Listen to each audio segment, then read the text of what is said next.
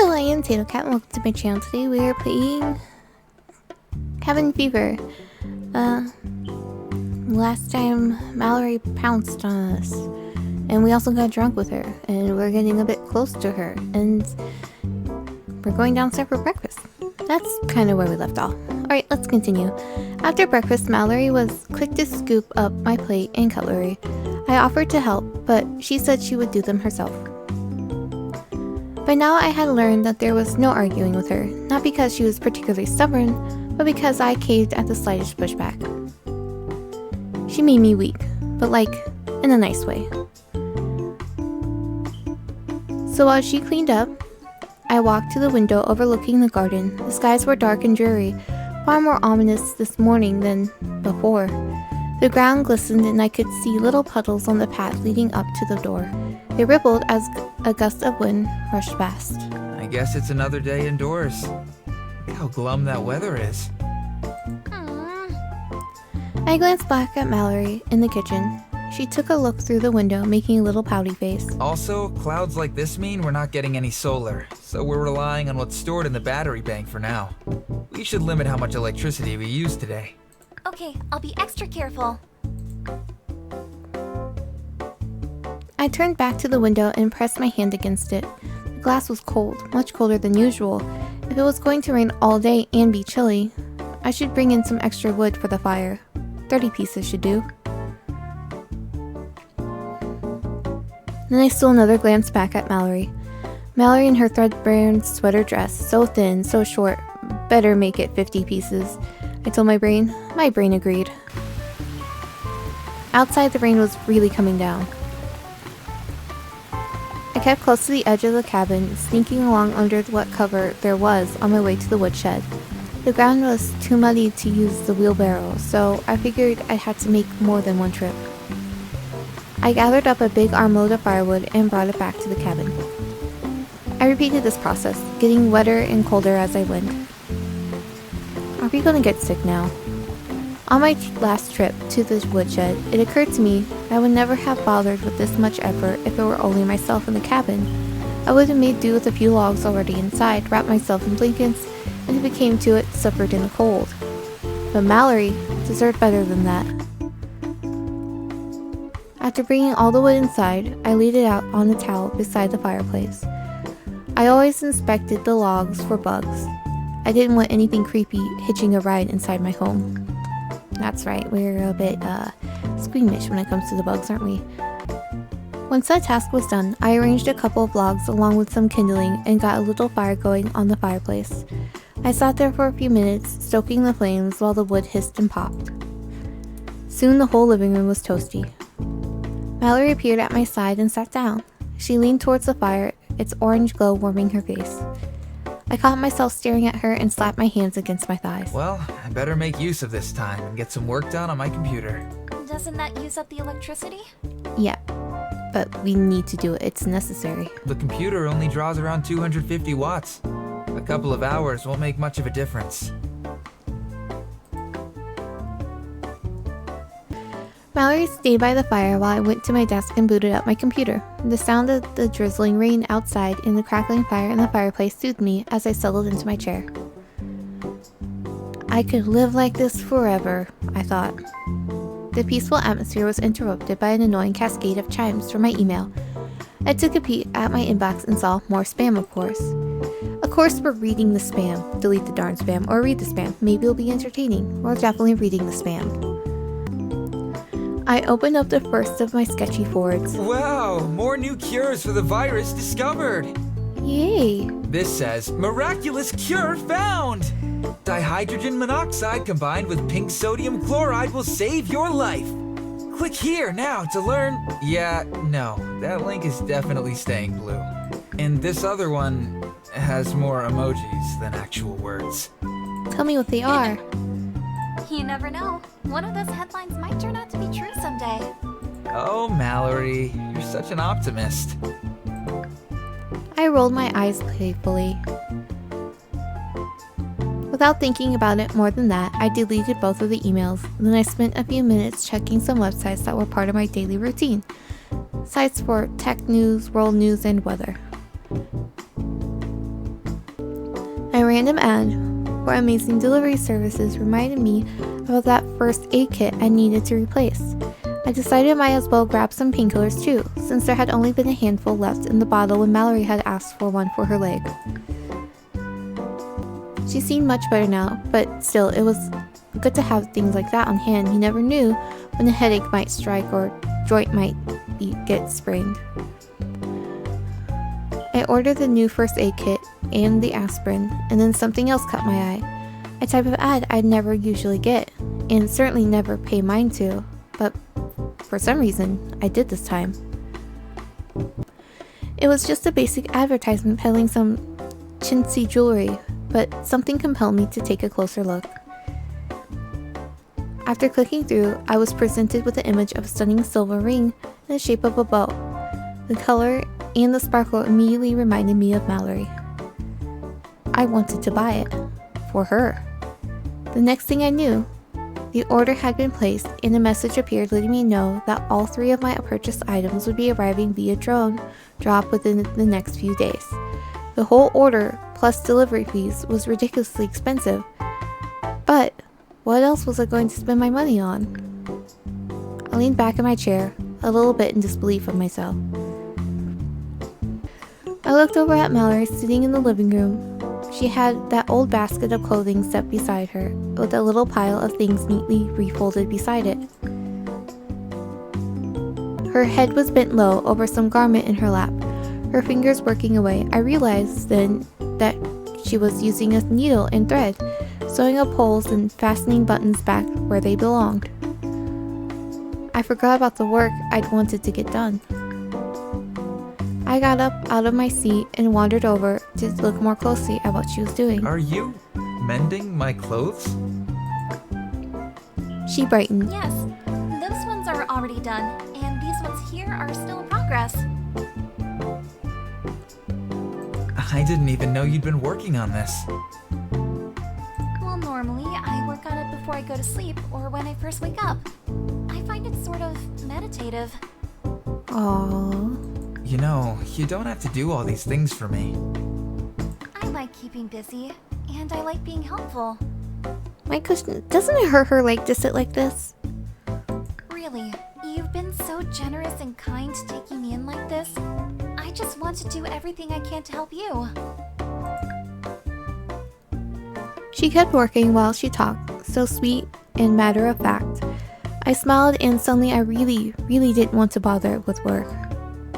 I just wanted to hang out with her. You know, I don't think I'm in the right headspace for work today. Luckily, I don't have any looming deadlines, so maybe I'll take today off. We could just sit and enjoy the fire together. Maybe we could play a board game. Mallory looked at me in surprise. Oh, I love games. What did you have in mind? I searched my memory. What 2-player games did I have kicking around? Most of the board games left in the cabin were more than a decade old. They were the ones I used to play with my family when we vacationed here, and many of them were probably missing cards or pieces. How about chess? Do you know how to play? Surely the chess set on the games shelf would still be intact, and those old pieces would be thrilled to get some use after all these years. Chess? Yes. I used to play with my sister sometimes. I'm probably not very good at it. That's okay. Neither am I. I'll grab the game. Meet me at the table, okay? I went to retrieve the chess set, just where I remembered. I unearthed the box and was dusting it off with my sleeve when I heard Mallory make a little noise. Uh-oh. Uh-oh, what? I turned to check on her. She was still sitting on the floor beside the fireplace, mended clothes strewn about. What's wrong? She raised her hand up to her lips and began biting her nail. I can't get up. My leg's fallen asleep. Oh, that's not what I thought it was. Her words brought back a familiar phrase she said the night we met. I chuckled and reached out my hand to her. Well, at least it's only asleep and not caught in a trap this time. She smiled and accepted my hand to lift her up. Funny how I didn't even think twice about it anymore. White or black? We set the board out on the table and starting setting up the pieces. I don't think that word's right. That's okay. Point, please. I sat down on the back side of the board and finished arranging my pieces. When I looked up, Mallory was examining the box with pursed lips. Are you missing a piece? Looks that way. I don't mind stepping in a salt shaker or something else to play with. No way. We should play with real pieces. She gave me a look. It was sort of dismissive, sort of disheartened. But I meant what I'd said, and I knew how to cheer her up. Seriously, I can make you a proper chess piece. And I can make it look however you like.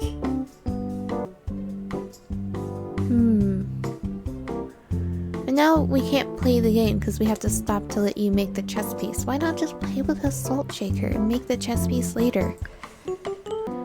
Mallory stared at me, one eyebrow a little higher than the other. How? Oh, that's right, he does have a 3D scanner, but that does take a lot of time still. I held out one finger and headed towards my computer desk. Remember the gauze with the cute potato pattern on it? I printed that out with my 3D printer. See? I took the equipment out and hooked it up to my computer, giving her a quick overview as I did. This is just a small one, but it's very useful and quite simple. I just plug in the USB cable to my computer, then use a program to tell the printer what to make. Whoa, that's so cool. I'm missing the queen. Can it make that piece? I let out a theatrical laugh, throwing my head back as I did so. This baby can make anything your heart desires. Ask and you shall receive. She cradled her chin while she thought. I desire a cat. A cat queen? All right, that works. Can I watch? The enthusiasm she showed left no room for arguments. I loaded up my software to search for a cat and picked out a cute figurine. I set it up to print and let Mallory press the very last OK button to get the process started. Several indicator lights on the 3D printer flashed as it got to work. It started to hum and whir. It's like something out of science fiction. Mallory tilted her head to get a better look at the printer. She stood up to lean over and watch the cat being formed from above. The angle exposed her cleavage and bra, because of course we noticed that. I tried not to look, unsure if she was aware of what her position was putting on display. I'd rather assume it was a mistake and not take advantage of it, no matter how attractive the sight was. We were both quiet while we waited. Level after level, the cat queen built upon itself. In about 4 minutes later, we had a replacement chess piece.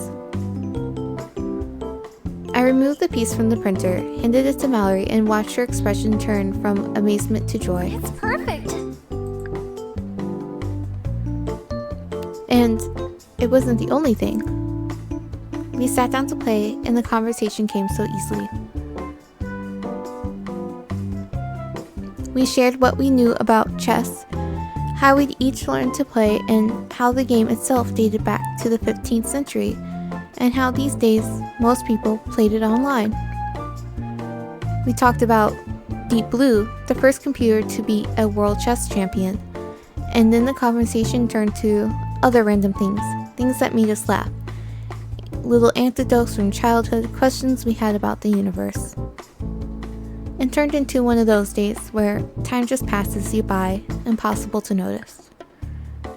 Until Mallory sat up straight while I was contemplating my options, pointing urgently. Hey, look! There! The clouds are breaking. Nah, I'm not falling for that. You just want me to turn my back so you can move the pieces around. You trickster, you.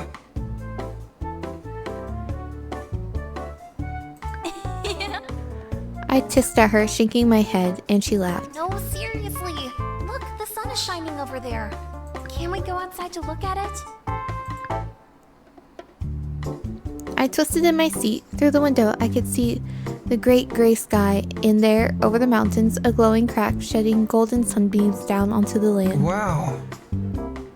Okay, yeah, good idea. And I know a perfect viewing spot.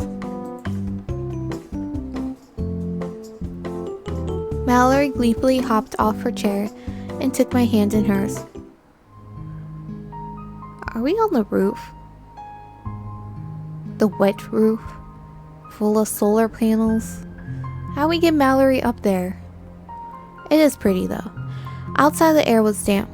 We walked together around the side of the house to the ladder I'd used the other day.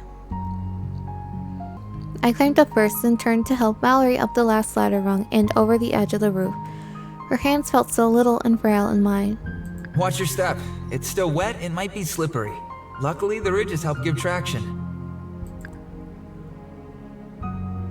We stood side by side, and out of an abundance of caution, and only an abundance of caution, I held her. The sun was on its way down, and I could tell the sunset was going to be incredible. What do you think? Pretty good spot to watch the sunset?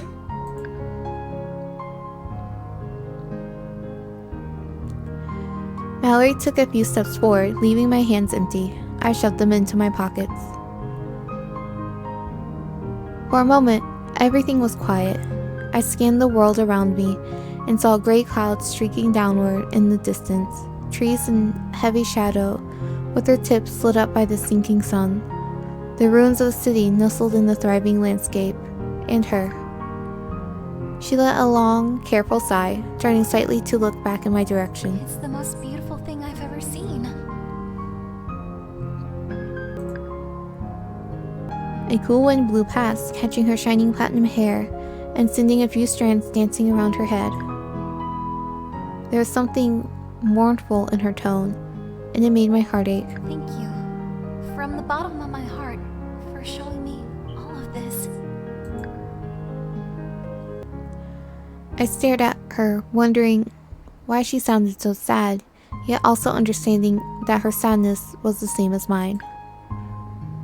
God, she was beautiful. I stared and stared, and didn't know how I'd lived so long without her. Something changed up there on the roof. I came back to myself when a strong, cold gust rushed past me, and I realized the sun had dipped beneath the horizon. I'd spent the whole time watching Mallory instead of watching the sunset. It's already over? It happened so quick. Yeah, it did. Mallory had her arms wrapped around herself. I saw goosebumps on her legs, a little shivering in her shoulders. I don't know about you, but I'm freezing. Shall we go back in? I never paid attention before. I never cared. She was so sad. I wanted to make it stop for her, but I didn't know how. Maybe the most beautiful things are beautiful because they're fleeting. You have to appreciate them while they're there. But hey, there'll be another sunset tomorrow. It was getting dark now. I felt a few raindrops, and the air felt heavy and sharp. It's starting to rain again.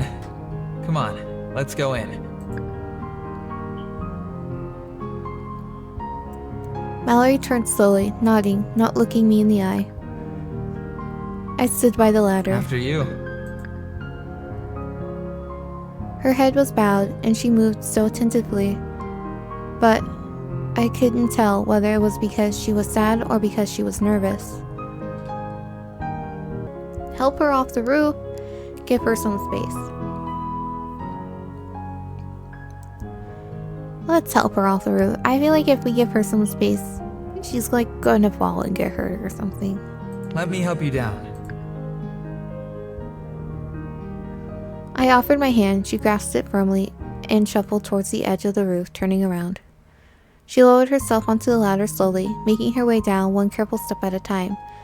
I waited for her to reach the ground before I climbed down after her. Thank you. You're like my own personal guardian. I feel like you'd never let anything bad happen to me. Not if you could help it anyway. Of course. I care about your well-being. She smiled at me, and we carefully made our way back inside the house. The fire had burned low, but the inside of the cabin was warm and inviting. I felt a strange sense of calm. It's so nice in here. I didn't realize how cold I was. I nodded, resisting the urge to remind her about the jacket I'd offer every time we went through the door. I could tell she wasn't in the mood for me to poke fun at her. It was getting late. My stomach ached for something to eat, and I was sure she needed something too. How about I heat up something from the freezer? And while we're waiting, we can have tea. It's my turn to make it this time. That sounds nice. She settled herself by the fire, gazing into the glowing embers. She seemed a million miles away.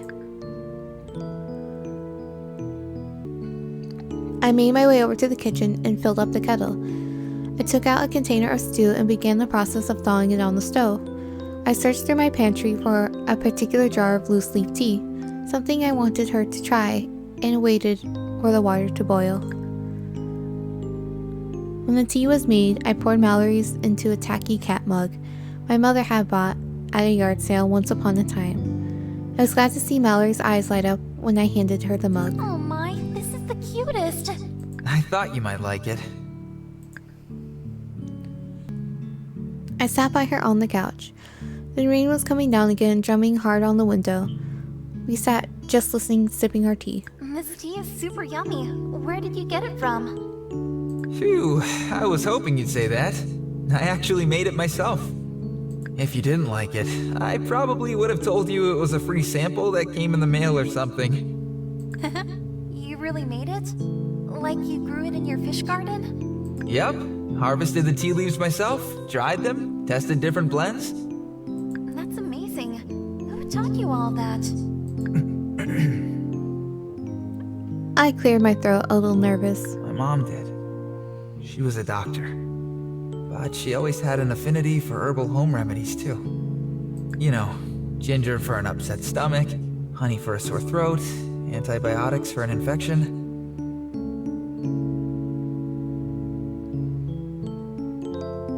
When I was a kid, I didn't know there was any difference. All I knew was that whenever I was sick or hurt, my mom would whip out some drink or salve that made everything better. It was like witchcraft. She was really the one who taught me all about plants, how to take care of them, how they can be used.